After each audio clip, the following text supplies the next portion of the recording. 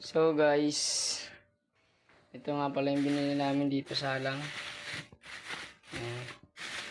Bumili na rin ako ng baboy. Baboy o manok? Manok ata ito.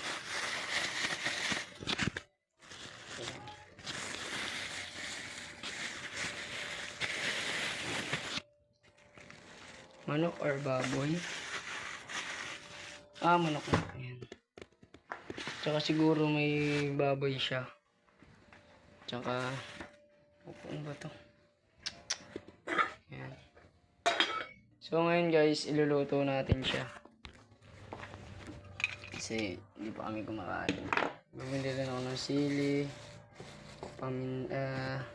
pamintang pino.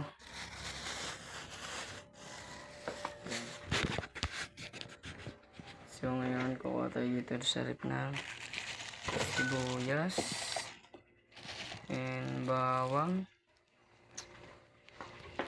Ayan. Ito, lalagyan natin ito dito.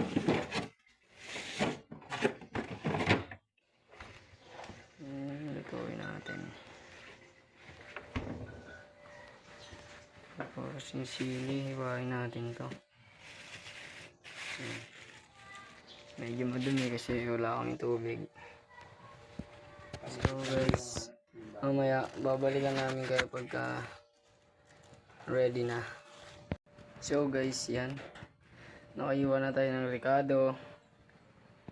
Tapos ito na lang kailangan natin gawin.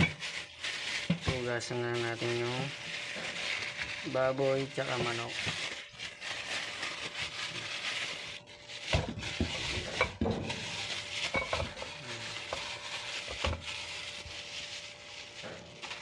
Yung may pinapaiwa pala siya sa akin dahil yung mga baboy kasi medyo malaki.